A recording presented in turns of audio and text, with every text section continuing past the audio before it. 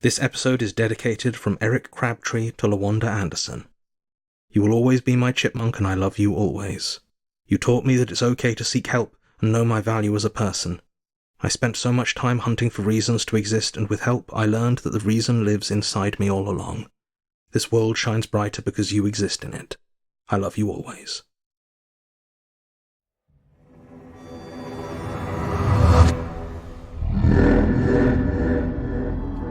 Rusty Quill presents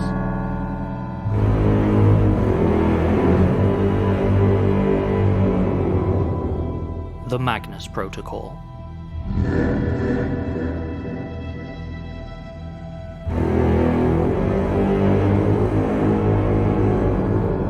Episode 6, Introductions.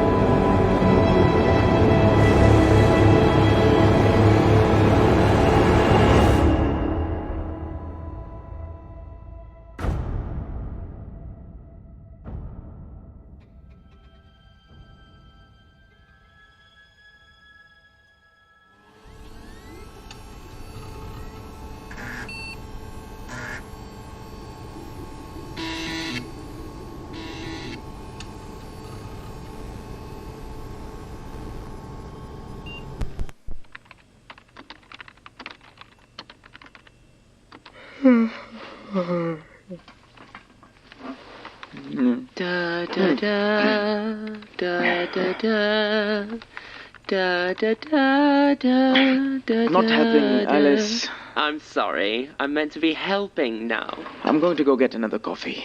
Have you considered simply bypassing your mouth altogether and injecting the beans directly into your bloodstream? Great idea. Why didn't I think of that? Not enough coffee beans in your blood. Of course. Real talk, though. If the first 3 coffees haven't helped, I wouldn't get another. More caffeine isn't going to make you more awake. It's just going to make you shake and puke. I'll have to risk it. I'm really struggling here. Oh, sure. Ignore the woman who's worked nights for almost a decade. What would she know? So what would you suggest? Going back in time and buying those blackout curtains like I told you to. I know. We barely see the sun as it is. It feels wrong to actively shut it out entirely. Oh, Sam. The sun is the enemy. It rules the world of light, but we who dwell in darkness feel only its wrath. Get the curtains. Yeah, maybe. Or get fired for falling asleep at your desk. Your call. Incidentally, did you know you make this adorable little noise when you drop off? You really punish people for daring to be your friend. You know that, right? My justice is harsh but fair. Anyway, you best get your nap out of the way. We need you bright-eyed and bushy-tailed when you meet the new guy. Aren't I the new guy? You wish. You're old news, Sam. Basically a dinosaur. There's a new hire coming in. It's all in Lena's email, which you would probably have read if you were conscious. Is someone else leaving? Hope not. But this job is kind of a high turnover rate, so Lena likes to hire a couple of replacements when an old-timer leaves. What, and just assumes one of them won't stick it out? She's usually right. And at this exact moment, my snoozy darling, the smart money's not on you. What happens if both of us thrive here? Then we draw lots and one of you gets eaten at the Christmas party. Well, let's hope the new guy isn't too stringy. Ooh, fighting words. Hey, Gwen, you hear we've got a new hire coming in? Whoop-de-doo. Not you two. Training someone up takes a lot of time, and we're massively behind as it is. True, but once they're trained up, it's another pair of hands to help. If they stick around. Which they won't. Now, like I said, massively behind. Sure, sorry.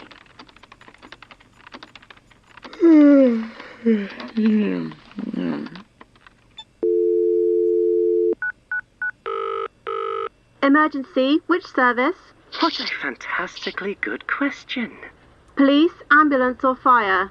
Well, no one's on fire, so probably not that one. Although they also do rescue, don't they?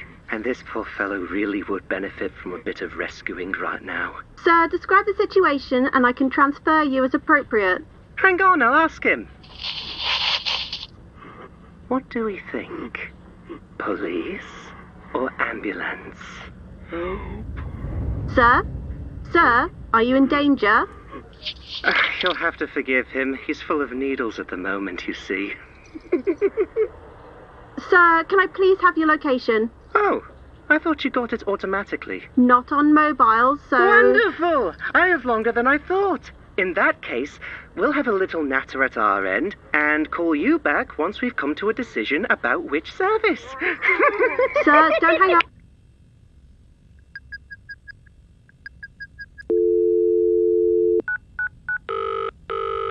Emergency, which service? We've been discussing it, and we're going to go with police. Final answer. Transferring you now. Police, what's your emergency? Yes, hello, police. I've got a man here, and, well, let's just say he's been quite stabbed. Are you in any danger? Me? Gosh, no. No. Oh, I suspect he thought I was at first, though. Oh, the way he postured and pulled out his little knife. Is the attacker still in the area? Oh, yes. Very much so. Although I really wouldn't go so far as to call him an attacker. In fact, in many ways it was an act of affection by the end. An embrace. A cuddle, even. Yes, let's call it a cuddle. Are you sure you're okay? Panic is normal in these situations. Have you been hurt? Of course it hurts, how couldn't it? But I've come to rather enjoy the pain by now. All those teeny tiny holes, bright and sharp. I'm gonna need you to stay with me. The one you said was stabbed, is he still there? I doubt he's going anywhere ever again. Is he breathing? Does he need an ambulance? Absolutely. But that isn't the real question, is it? I could dispatch an ambulance, but I need your location. Do you know your address? Do you know where you are? I know exactly where I am. I grew up here, you know. It was a decent place back then. Nice people lived here, you understand. Not like now. Now it's a dreadful place. Not safe to walk at night. I take some pride in that, actually. Sir, I need an address or a landmark. Tell me where you are. Oh, the land is definitely marked now, same as me. And it feels good. It satisfies in a way I never really thought anything would. It fills that hollow, lonely hole inside quite nicely. It's not sadism or masochism. I tried both of those already. I think it's the fear, the look in their eyes once they realize their mistake. And it just makes me want to hold them close. So I do. The injured man, did you stab him? Ah, well, that's a tricky one. Sort of. In many ways, he stabbed himself on me. By the time he saw the needles, we were already very close. Close enough to smell his sweat and cheap aftershave. In fact, he barely had time to be afraid before we embraced. He's terrified now, of course. I need to put you through to my supervisor. If you leave this call, I shall embrace him again, and I sincerely doubt he would survive. You know what? I'd like to change my answer. I did stab him, yes. I certainly repositioned myself to make sure he got some in his face, in the eyes. Does that count? He keeps touching them like he's going to be able to pull all the metal out, but I told him it will only drive them deeper. It won't last too long, thankfully. He'll finish bleeding out any minute now. But in the meantime, that fear wafting off him as he lies there, half afraid of death and half afraid of living with what has happened to him. It's quite delightful. And it drowns out the aftershave nicely. Give me your address and remain where you are. Do I frighten you, Mr. Operator? Is that why you called? To try and scare whoever picked up? Call it dessert, but you're not afraid, are you? Unsettled, off balance, but nothing more. Why is that? Guess I'm just not scared of needles. Not scared? This isn't some poxy blood test, some little pinprick. This is hundreds, thousands of razor-sharp points pushing into your flesh. We're talking about the embrace of an Iron Maiden, an excruciating agony formed from 1,000 tiny hurts. Sir, you're clearly not well, and I believe you've hurt someone who may have tried to mug you, so if you give me your location, I can send someone over to help. Oh, I see. You don't believe me. Yes, I suppose that makes sense. It is somewhat outlandish. That's only exacerbated by the distancing effect of the phone. Yes, the more I think on it, the more obvious it is that this call was never going to give me what I was after. I wonder, though, which of the police contact centers you're hiding in? Hendon? Lambeth? Excuse me? Lambeth, then. And I'm sure I could recognize your voice now.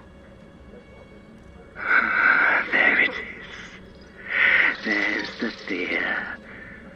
Not much, just a little prick, but we found it in the end, didn't we? I'm transferring you to my supervisor now.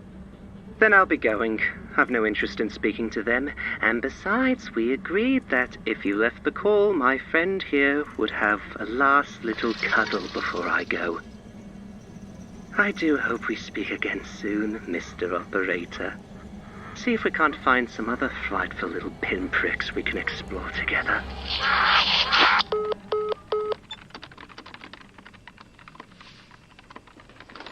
Huh?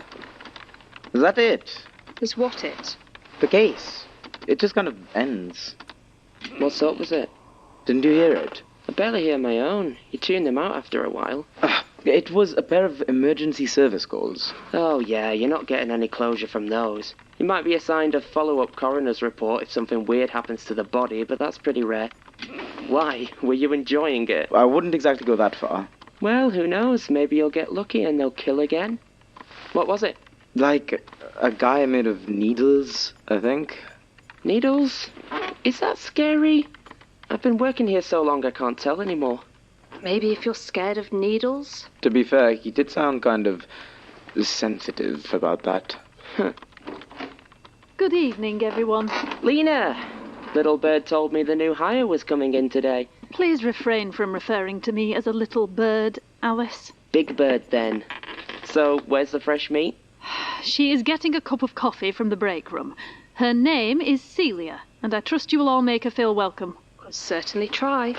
Lena, these little donuts are amazing. Where did you get them? Celia, these are your co-workers. Oh, God.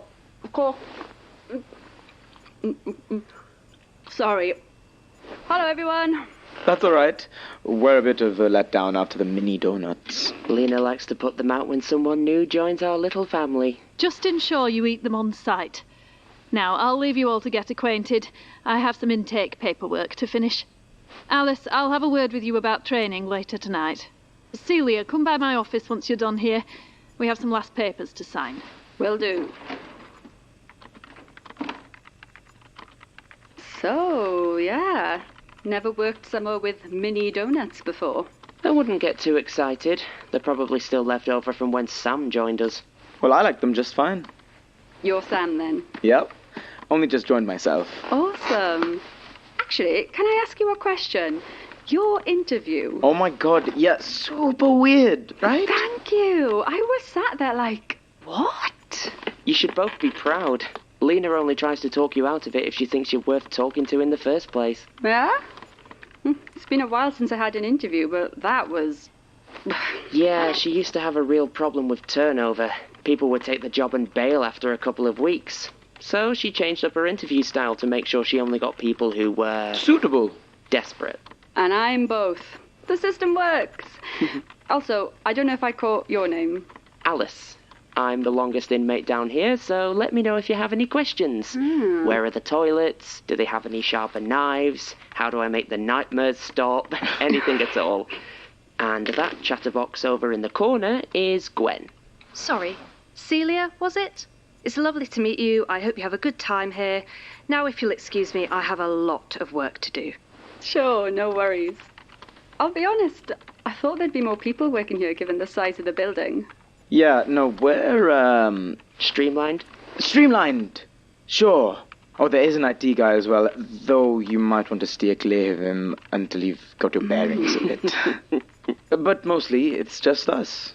4 weirdos in a basement reading scary stories. Dream job. If you say so. Fair warning, some of these cases are... they're not fun to read. I appreciate the concern, but I'm sure they'll be all right. I don't scare so easy these days. Yeah, you got that hardened killer look in your eyes. Damn. And here I thought I'd hidden it behind a sweet and bubbly demeanour.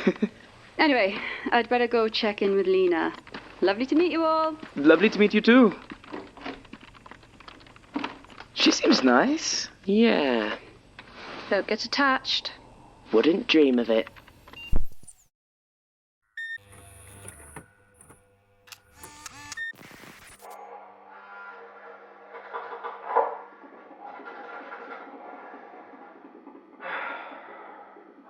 And here we reach the highlight of our tour, the break room.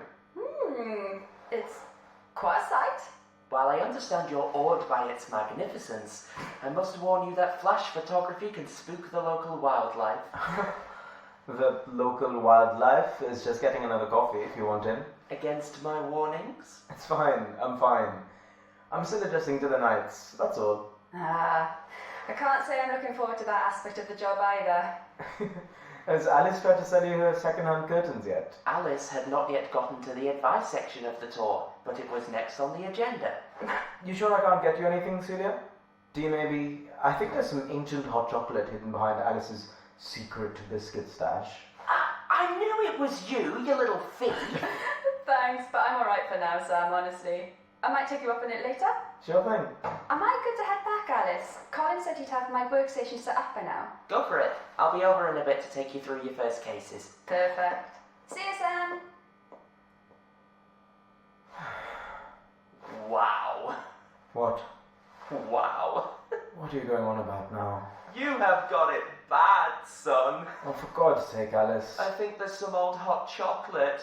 Why don't you just get her name tattooed on your arse while you're at it? You're being ridiculous. Would you like tea, Celia? Coffee, perchance? My heart carved from my chest and arranged on a little doily? What? Please, Celia, cut out my tongue so I can always be there to lick your stamps for you. Okay, firstly, this place is making you really morbid. Secondly, if you knew anything about stamps, you'd know that modern prints are self-adhesive, so actually... Also, how do you know where I hide my biscuits? It's literally the same place you did when we were students. Back of the top shelf in the upper leftmost cabinet, where you think people won't be tall enough to see them. Touché. But you should be very careful about sharing such knowledge. Chocolabnets are simply too powerful for the common palate. If you say so. Anyway, I need to get back to... Staring into the eyes of your beloved. I'd have an incredibly witty retort for that if I wasn't so completely shattered. Aw, I know, sweetums. I know.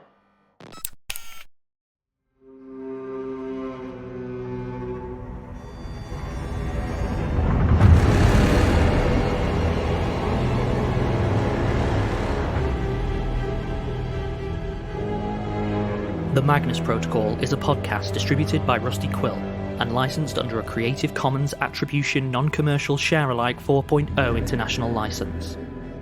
The series is created by Jonathan Sims and Alexander J. Newell, and directed by Alexander J. Newell. This episode was written by Jonathan Sims and edited with additional materials by Alexander J. Newell.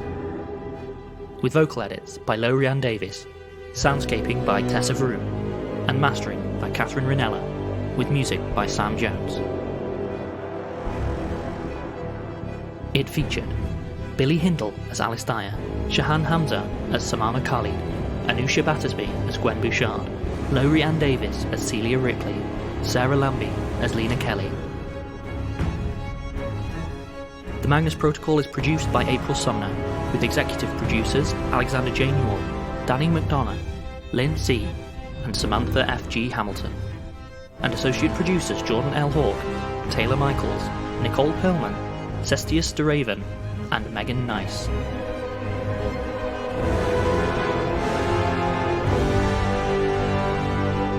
To subscribe, view associated materials, or join our Patreon, visit rustyquill.com. Rate and review us online, tweet us at TheRustyQuill, visit us on Facebook, or email us via mail@rustyquill.com. Thanks for listening.